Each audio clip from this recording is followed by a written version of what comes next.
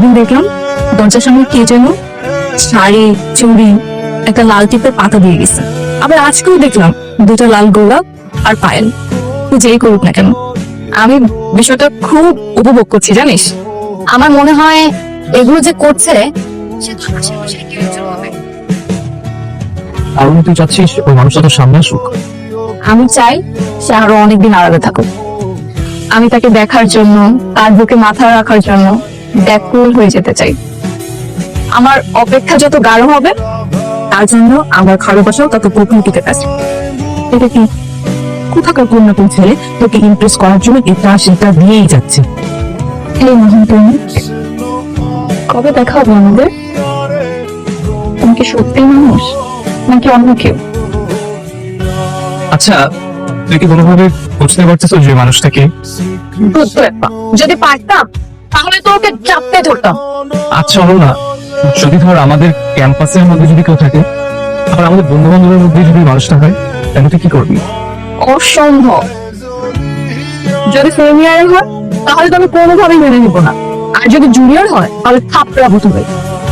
আর যদি সিনিয়র কেউ হয় তাহলে ভেবে দেখবো। শোনো, এইভাবে চলতে থাকলে একটা ঝামেলায় পড়ে যাবো। তোমার বোনের ছেলে সুমন, তাকে খবর দাও, দেশে আসতে বলো।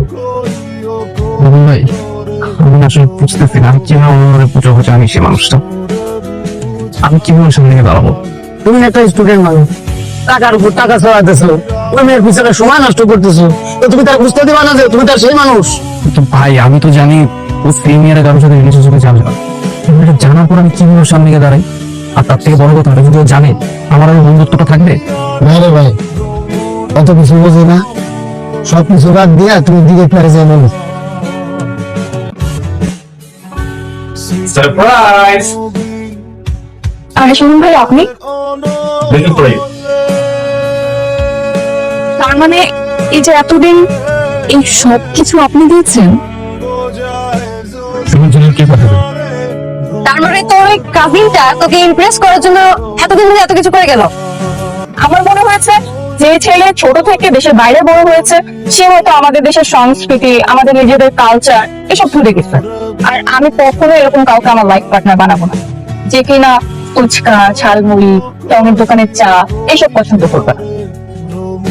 আমার মনে হয় এই জন্য সুমন ভাইয়া নিজেকে একটা খাঁটি বাঙালি প্রেমিক হিসেবে আগে আমার কাছে প্রমাণ করতে চেয়েছে।